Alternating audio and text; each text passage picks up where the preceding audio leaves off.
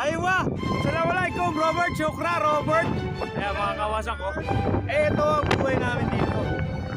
Aywa! Oh, kita nyo. Teka. Paano ba kami napunta sa sitwasyon na ito at sumapit kami sa likod ng pickup? Actually, ito po lang totoong nangyari. So, nag-report ako sa opisina kasama si Kayo kasi pina-follow up ko yung aking bakasyon. At napakatagal na namin dito naka-standby, wala pa rin resulta kung makakauwi ba o hindi. So naglalakad kami at biglang nakita kami ng isang pickup. Pinasakay kami ng ganito. No choice na, medyo malayo rin yung accommodation. Kaya sulit to, sakay na lang kami kaysa maglakad kami. Kaya ganito ang naging istorya nito. Tuwan-tuwa si Kayo.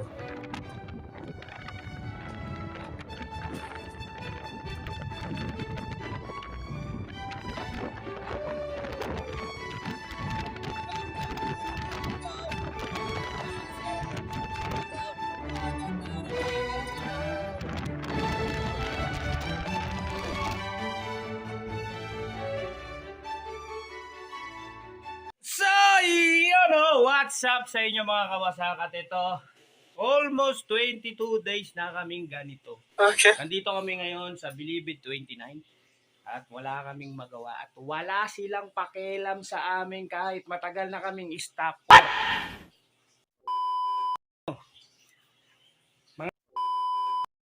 Pauwi mo naman kami. Nananawagan pala kami kay Rap in Action. Magandang gabi, ito ang Rap in Action. Dito sa Rap in Action, si Rap ang solusyon. Gago! Ito, nangangayayat na tong tropa ko kasi laging tulog. Wala na, tinis Tumayo na. ka naman dyan, hayop ka. Magtrabaho! Trabaho! Ito namang isa.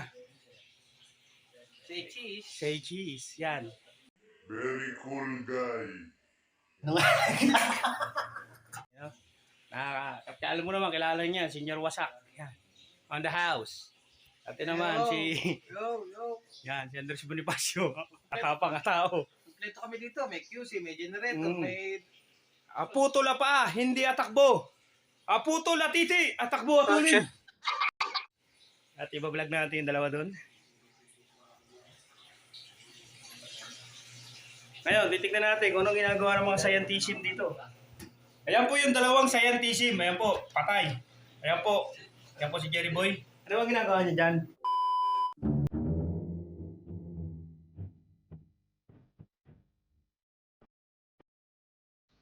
Ano ba talaga ginagawa na itong dalawa na to? Parang may tinatago sila na hindi natin dapat malaman. Tignan natin. Ano kaya itong niluluto nila?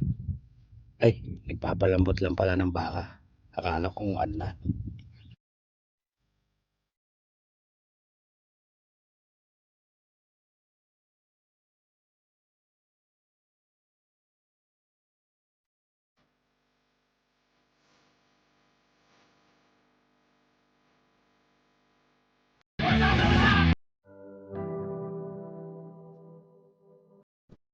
Minsan, tinatanong ko sa sarili ko,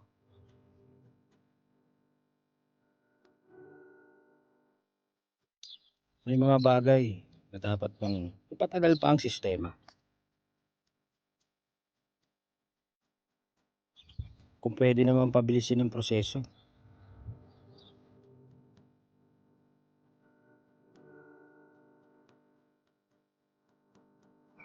Ewan ko ba kung bakit ganun.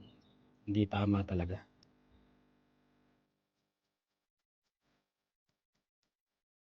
Mahirap talagang maging empleyado at maging alipin ng kumpanya.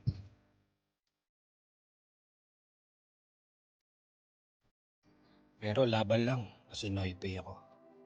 Lagi matito ako. At kahit gaano kahirap ang pinagdadaanan namin, dinadaanan lang namin sa kanta at sayaw para malibang-libang kami.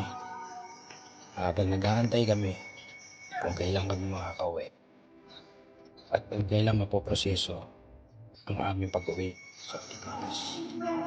Hindi namin alam kung paano. Pero kaya lang, please lang. Darating din ang araw, makakauwi ko. at makakasama namin yung pamilya namin sa Pilipinas.